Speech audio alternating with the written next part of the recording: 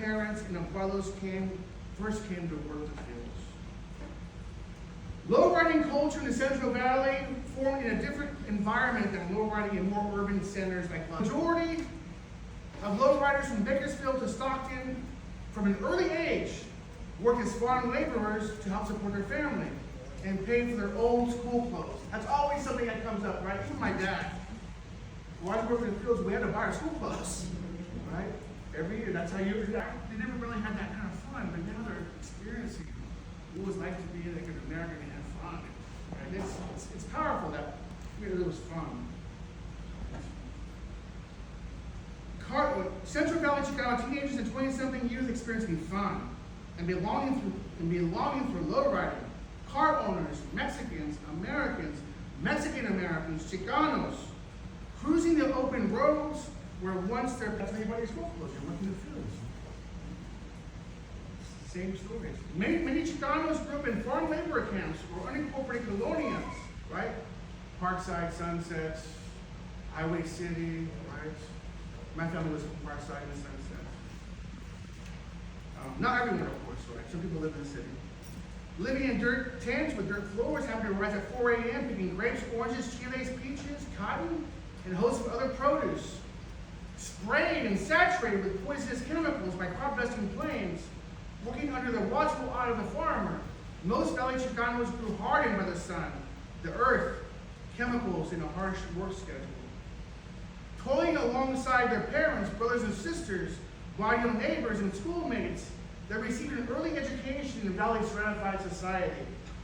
Having to come to terms that their white schoolmates went on vacation in the summertime, while they labored in the mud and sweltering sun where temperatures often reached 100 degrees by noon.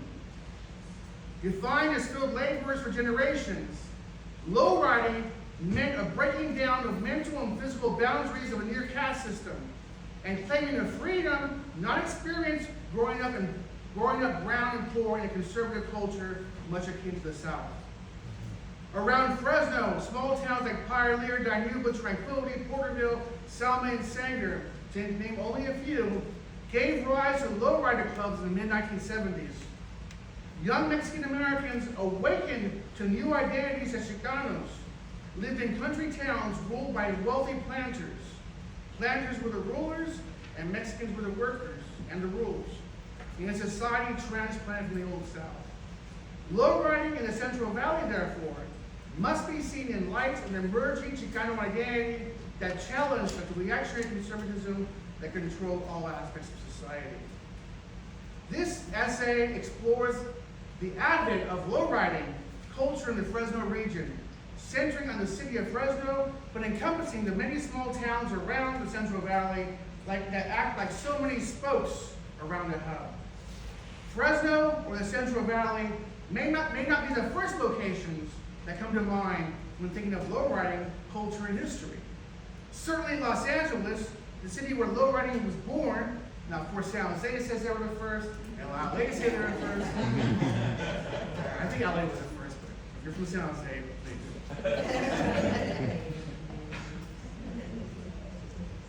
Certainly Los Angeles, the city where lowriding was born in the 40s, overshadows our neighbors to the north. The first modern lowriding clubs were born in South Central Los Angeles, the Dukes and the Imperials in East LA in the early 60s. They're renowned as a standard for lowriders around the state, nation, and now the world. Indeed, Jesse Valada's Gypsy Rose, the most famous of lowriders and a member of the Imperials, was recently inducted into the National Historic Vehicle Registry and showcased on the National Mall in a glass case. Indeed, a long way in time and space from cruising Whittier Boulevard in the mid-70s and being harassed by cops. Why Fresno? Why Fresno? Yeah, that's I love it. Let me just really quick. In 1 week, 2 weeks ago, I got an email from a community historian in LA, who does Chicago history. I won't name his name. He's like, "Hey man, you gotta stop doing Fresno history and focus on LA. This is where it really happened." And then 2 days later, I went on a date with a girl in Tower District, and she's from LA. And she said, "This is not like LA." Oh man, all in one. This is Fresno. Okay, LA is LA. Okay, why Fresno? The history of lowriding in Fresno is unique for several reasons, and important to lowriding culture for one event in particular, right? The happening.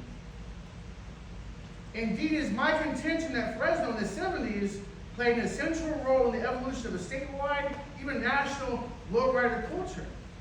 After this, go to YouTube and Google real people, the individuals. The 1970s show Real People came to Kearney and did a feature on the individuals. Because this is what was happening. The happening in Fresno provided a central meeting place that brought the whole state together over a weekend-long event. Secondly, low and slow meant something unique to emerging Chicano identity in the valley, one that must be seen in the context of a larger Chicano revolution that challenged the grower power base and included campus unrest and push for ethnic studies at Fresno State College, the UFW, Chicano art and dance, militants like the Brown Berets led by Catalino Hurtado, and campus groups like NECHA, the FCC, and it's all part of it. It's all part of it. The whole. It's all part of the whole. Indeed, lowriding was not separate, but part of a larger uprising, an awakening of Mexican American youth during the Chicano movements of the 50s, the 60s, and 70s. Lowriding, like danzante or Chicano muralism, was an artistic expression, an extension among young people whose creativity, for the most part, had been stifled in schools that did not place a high premium or even acknowledge Mexican American creativity or intelligence. And this was a way of expressing creativity. I'll stop right there and just show you a few images and I'll go back to reading. I have so many great images provided by people like Rojas and Victorio, Rojas, and others. Mr. Ruben Muro.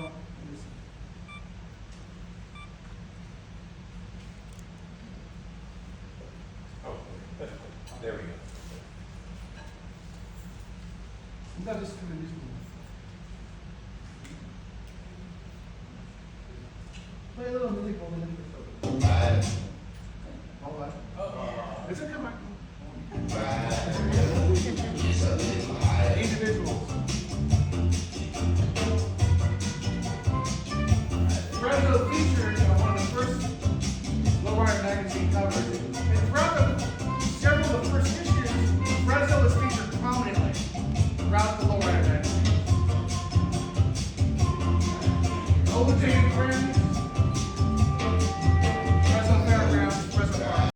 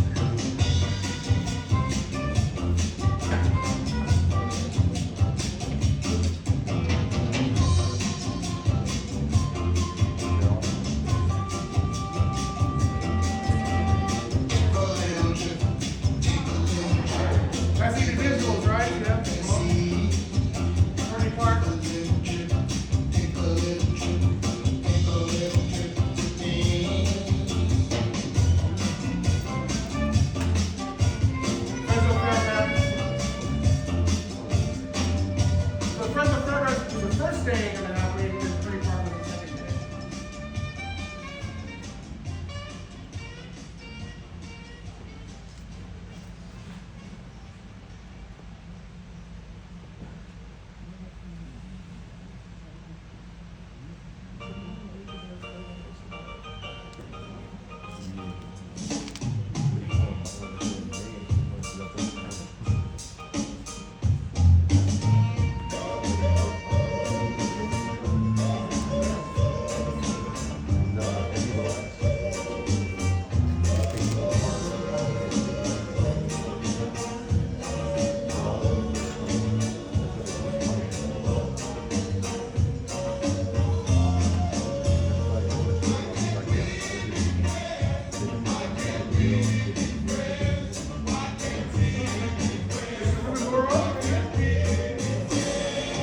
At this time in the Dukes, LA, the first lowrider in the world, provided the bomb to the Prairie Park.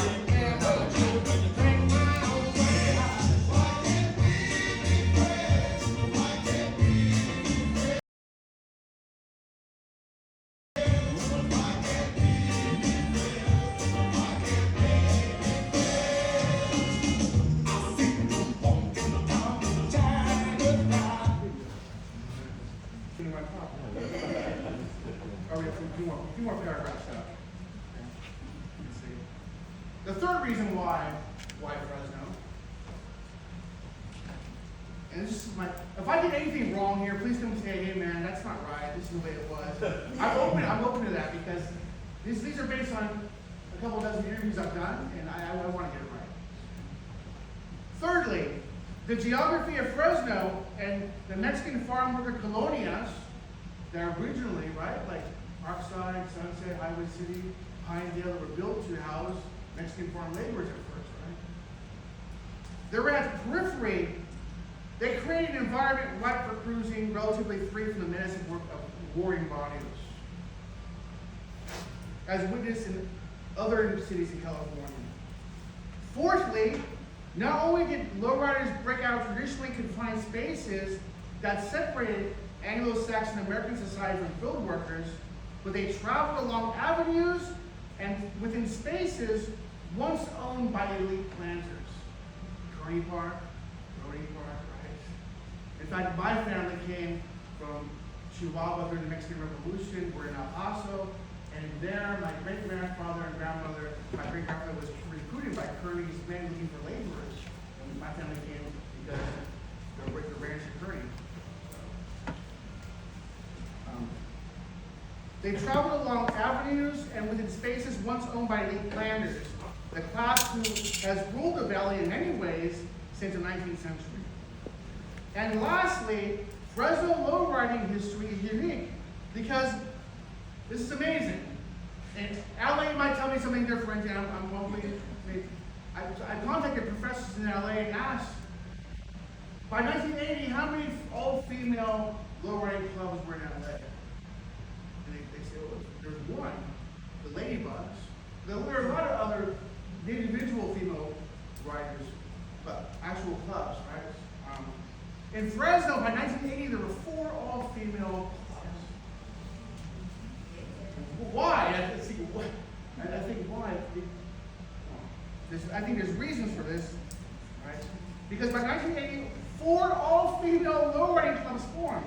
By 1981, there were 5. And this includes Sanger. I include the region, right? All-female lowriding clubs formed, and by 1980, there were 5.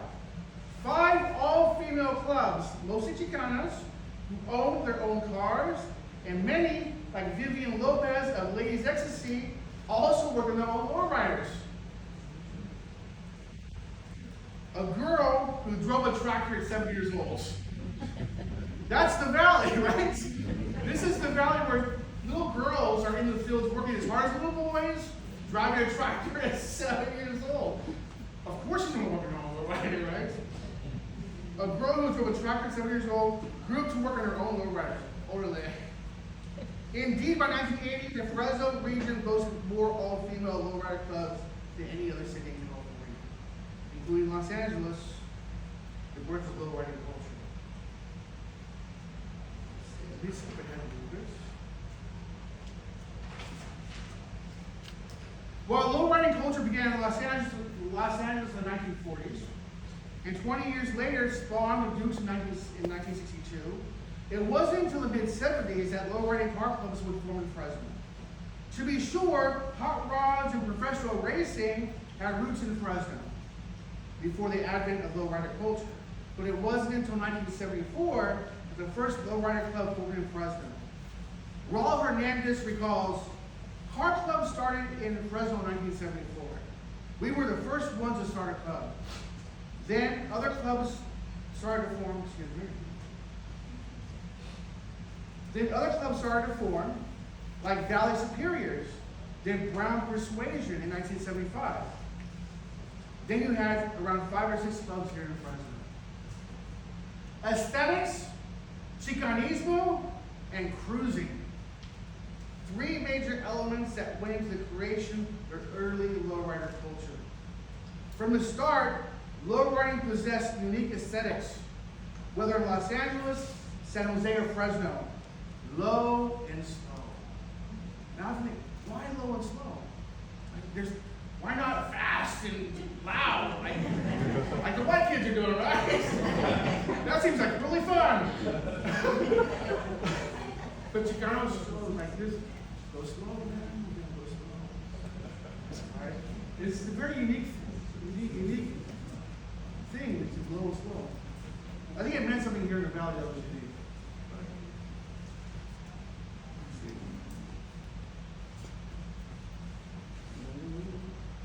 Before the ubiquitous use of hydraulics and hydraulic shops across the state, young Chicanos lowered their cars by placing concrete blocks in their trunks and cutting their springs. Back then, $200 could buy a young Chicano a 1964 Super Sport. Your neighbor down the street and sell it at 64, just $200 down. Lower that 64 with concrete blocks, install an 8-track player, you have a lowrider. Ready to cruise Carney Park, right? Over the decades, as bombs and other model cars became ever more vintage and harder to find, prices for those vehicles and other parts skyrocketed, as all you lowriders know now, right? You can find a 64 for $200. One that's completely covered with rust is $20,000. Yeah. Yet at one time, in the 60s and 70s, young Chicanos and Chicanas worked the fields and packing houses, saved a bit of money, and bought a lowrider. And that meant freedom. That's all it's happening.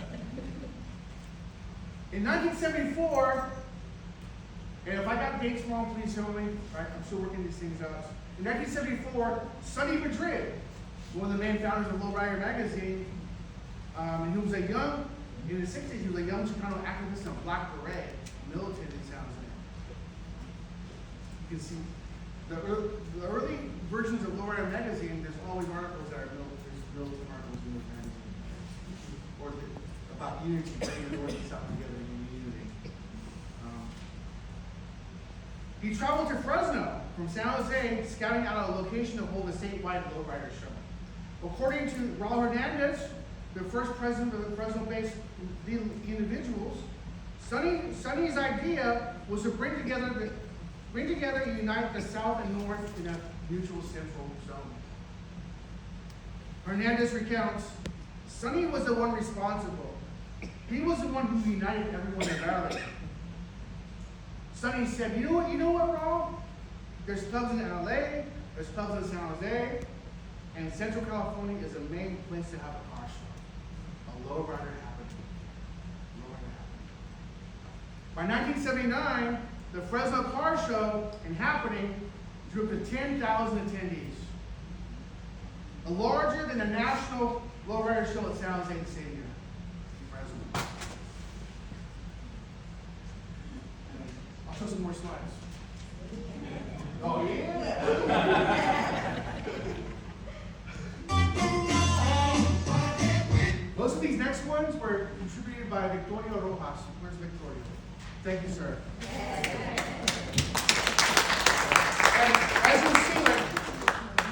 some of these photographers need to be recognized as major contributors to culture. I mean, your photographs are amazing, sir. I mean, outstanding. And I want to do a show just on these photographs. Talk to Teresa, maybe she can do Arte Americas. That'd be great, really.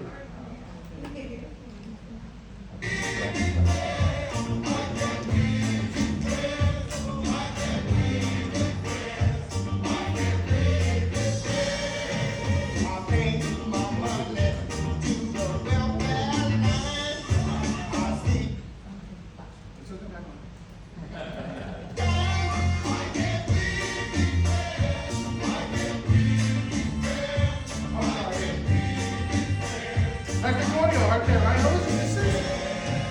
Those are homegirls or sisters? There's Victorio in the middle. What do you look at? 37?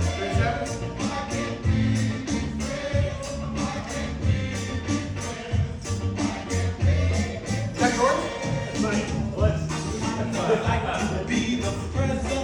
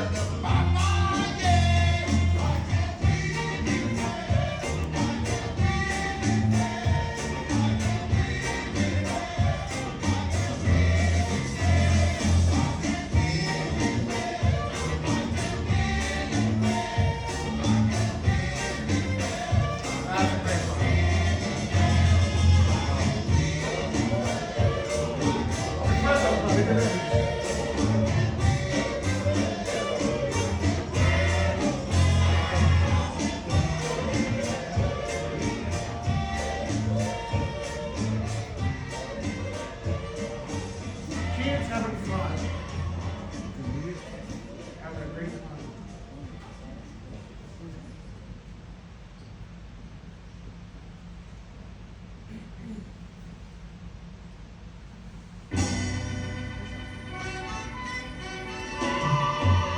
This is, I love this movie. Does anyone know who these people are? Wow. Go back to these guys. I also want to say thank you, sir, for.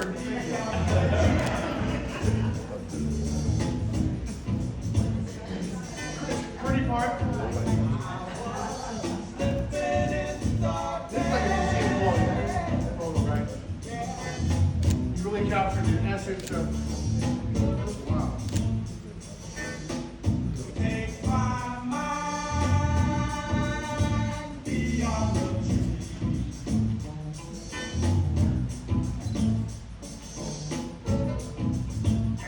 When I call my brother,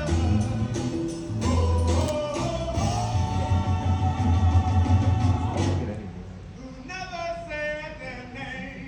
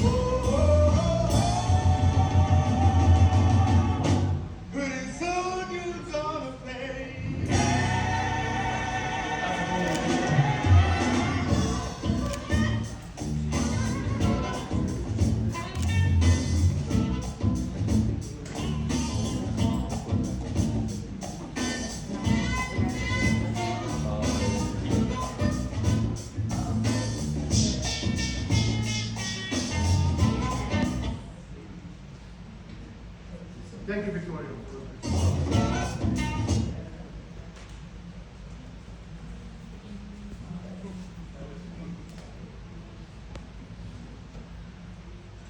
got 10 minutes? Sure.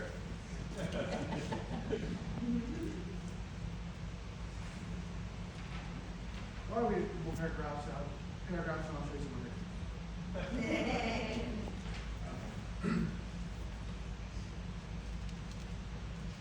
What low and slow means to low riding in California's Central Valley must be contextualized within the experiences of Chicano youth who grew up mostly in rural areas and working in the fields. The fields and the earth mean something to Mexican American Chicanos who grew up in the valley, right? I mean, my family on both sides worked in the fields for 2 or 3 generations before we got in the fields. On my dad's side, my tata, my grandma. We know what the earth smells like. We know what it have dirt underneath our fingernails. The smell of dew. To see the sun rising over the Sierras, smell your abuela's tacos that you're eating for lunch, right? That she made at 4 a.m. And the sun glistening on the rows of orchards and vineyards and the smell. It's very unique. Who grew up mostly in rural areas, working class, working in the fields. In a larger societal context, from Los Angeles to Fresno to San Jose, low and slow was a way young Mexican Americans challenged the overpowering norms of a capitalistic society that placed fast-paced progress at the forefront of what it meant to be a good citizen. Ever since a railroad connected East and West, creating a consumer culture based on the rapid production and consumption of goods and services, working class Americans worked harder and faster in production lines to supply American material desires. In the Central Valley, this meant that corporate farms who took over the great American dream of a family farm transformed the fields into rapid production lines. From Bakersfield to Stockton, corporate farmers needed Mexican labor to feed and satisfy a rapidly expanding American population and palate. Most Mexican American youth who came of age in the 1960s and 70s, whether migrant or stationary, at some point, but throughout their whole childhood and teenage years, worked in the fields, toiling hard and fast. Low and slow, therefore, is not a mere theoretical framework to view these lives through, but it was a direct reaction. This is my favorite. That's what we do as academics. We just write a history that it's not going to get published. So create some kind of theory, but I think it's true. I think it's true. But it was a direct reaction by Chicano youth in reclaiming their bodies and time to at last deliver themselves from the corporate planter and agricultural capitalist time clock.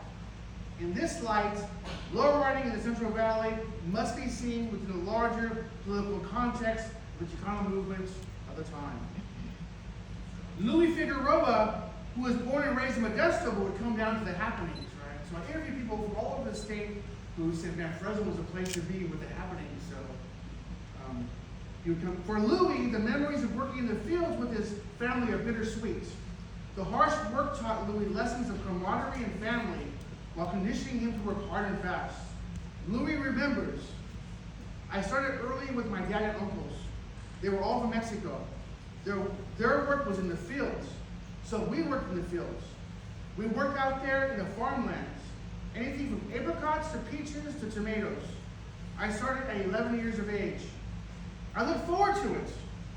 My grandmother lived in our house. I wake up to the sound of her making tortillas. Many of us wake up to that alarm clock. You hear that, and you smell it, you get that butter. Don't do that anymore.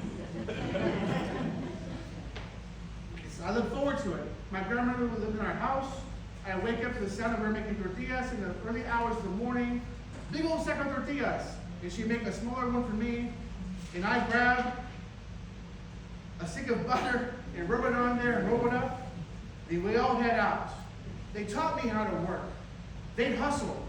they hit it hard because they had to earn as much as they can because they take it back home to Mexico. So once I turned 13 picking peaches, I remember having a bucket around my neck up a ladder, and I was picking with one hand. And my tío came running down the road, and he sees me, and he says, no, mira. And he did it with two hands, really fast. And from then on, it didn't take me long, I was one of them. I was running up and down, too. Boom, boom, boom, boom, boom, boom, boom. That's what he said, boom, boom, boom, boom, boom. Run up, empty the bucket, and run back again. Yeah, they teach you to be fast. At that time, you got paid by the box. And then they would pay you so much for the bucket. That's culture. Those was how it was back in those days. We wrote one more. An original member of the Fresno-based all-female low-riding club Ladies Ecstasy, Vivian Lopez, also remembers working in the fields. Although her dad owned his small farm, a unique phenomenon during this time for Mexicans in the Central Valley, she still worked as hard as migrant children. Vivian started working her dad's field at 6 years old. She recalls, my dad's father had a ranch on Mountain View. Then he gave it to my father. We were working out in the fields. I was the baby of the family. At 6, I would try to help pick the grapes. The tray was too heavy for me. So my dad decided to teach me to drive the tractor to make the ground flat at 7 years old. When asked about the working conditions as a child field laborer, Vivian responds, dirty, hot, somewhere you didn't want to be. It was suffering. And there were a couple of years we had to miss the beginning of the school year because we were in the fields. And that was horrible. And then the bugs, and the wasps, and the black widows. As most of you didn't remember, right? And it's dirty, it's hot, it's uncomfortable. It's very uncomfortable. It was a struggle. We had to work all year round because it was our field. We did the picking, the pruning, the tying, the rowing, the turning, cleaning of the grapes. We would work during the summer. Then when school started, we would miss a couple of weeks. Then we would work after school because my dad figured it was after school. So let's go. Pretty much everybody my age worked in the fields, but not the white kids. That's how she knew. But I only have a few minutes left. I want to show you some really great photographs of all female low riding clubs.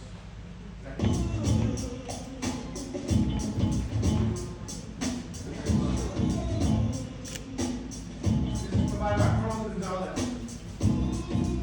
When it comes to Fresno, happening in Fresno.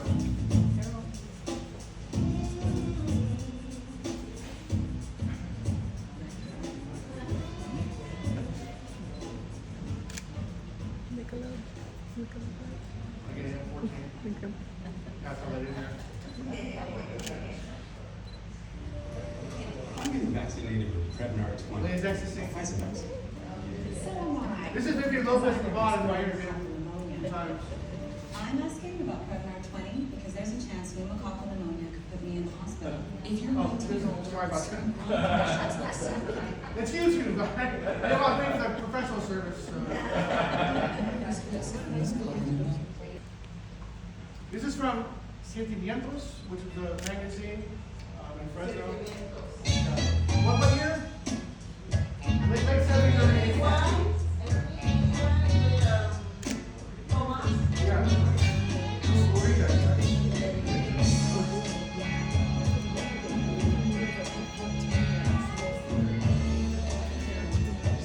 Josie Rodriguez. Josie's with us today. You set up, Josie? You set up? President of Ladies Ecstasy.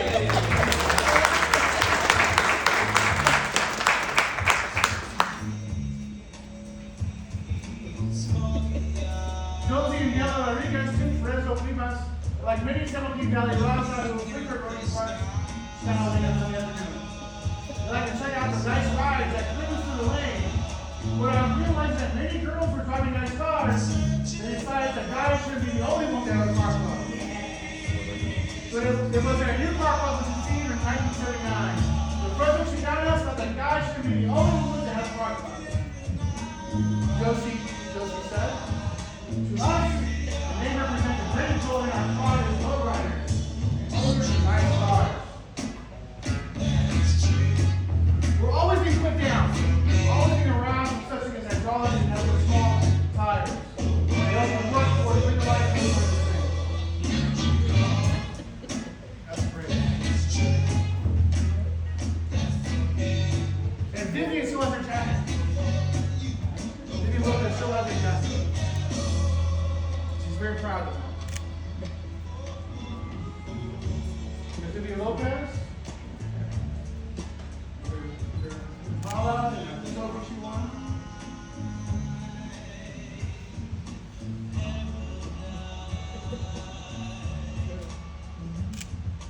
Wonderful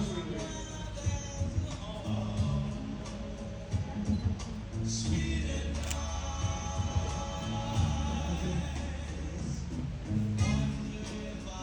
Another Marcos, sweet inspirations.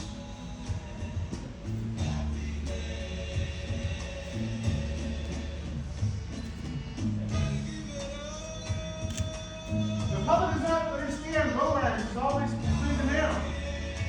It thinks lowriders are simple violence. Then about how about Salazar, judges and sweet inspirations. They're from Chester. Sweet is a feminine word, inspiration is the influence of what sweet has on our feelings and our actions. The sweet feminine word sweet has no all with it.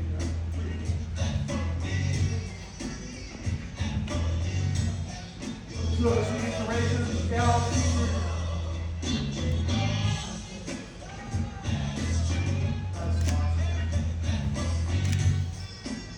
so this is ladies, another Fresno female we're talking about.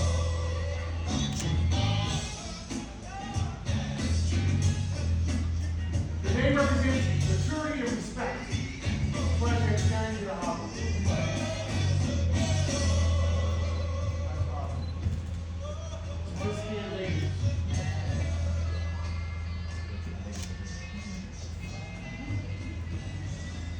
Here's one of the original members who was in the picture, but she was there when it was starting, Donna Walker. Who wasn't a Chicano, but grew up in the barrio and still thinks she's a troll. It's her identity, which is awesome,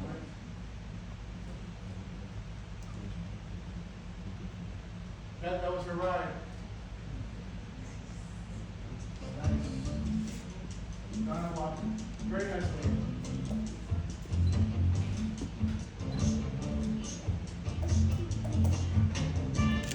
F-14 is not.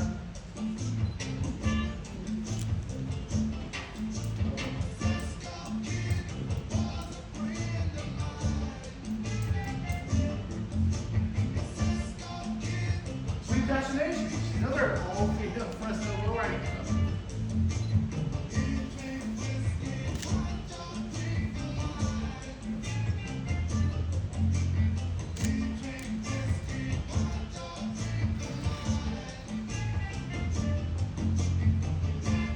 Another fall female lowriding club. New Lifestyle, 1981.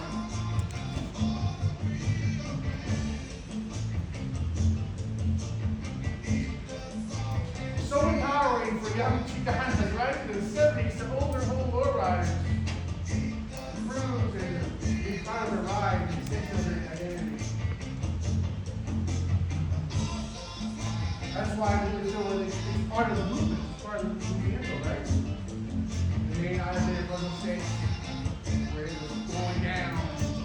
There's this one, Chicanos in the 80s, but they're out there, this is their identity, Chicanos. They're working, they're paying for their own ride, they're investing in their car, they're expressing themselves. It's pretty powerful.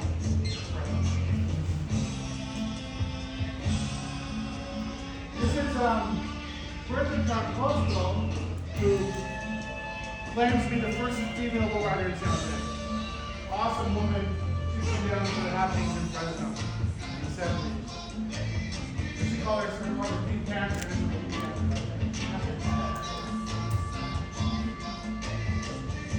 Mid-70s, the first female lowrider in San Jose. Now lives in Fresno. Wonderful lady.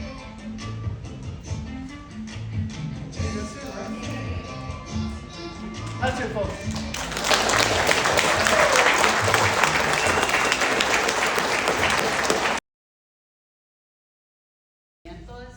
You always were there backing us up. And so I thank you, because you didn't have to do that, but you were always supportive of us, and I really appreciate that. I remember when we walked in '74, we walked to Modesto, and, sorry, I'm taking calls. Another crisis.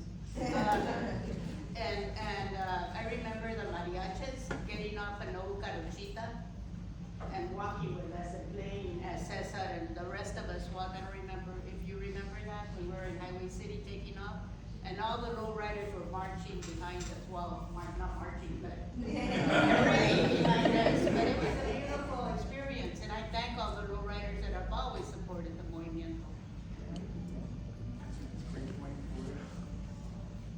So, That's Gloria. And, sorry, Gloria has been one of the people who have offered me much of her history, and over the last few years, I've interviewed her several times, and thank you very much, Gloria, I really appreciate that. Thank you. Yeah, one of the things that you might consider is that there was an evolution of the artwork on the cars themselves. Yeah. Originally, they were very localized, and then they started embracing culture more, where they have like the indigenous pictures and the Mexican Revolution, and then towards the end, they started reflecting more the idea of actual Chicano power and Chicano movement. That's great. And that's, and there even the little plaques that they used to put on before that were totally localized, identifying the club or whatever, they had like a little Chicano power sign on it, or, you know, there was an evolution in the thought that became more and more reflective of the movement of the time. I love that, that's a great, great idea. And you'll see that in the pictures. Yeah. Thank you very much, I appreciate that. Growing up in high school, summer vacation was like summer work, 2 months. And like to see people like these, like they had to work in the fields whenever they didn't have school, like I did. Like I still work in the fields, like I'm gonna have to go to work tomorrow. And I still work in the fields, and I go to college and I help my parents out the most I can. And then like it's really powerful for me to see like all these other Chicanos and Chicanas and all these S's and Esas and Batos. And they all established this culture that originally came from struggle, and then I recently started identifying as a Chicano myself, and like it just makes me proud to see like what like the raza has done and has become so far. Awesome. And this presentation really helped me see like the lens of that.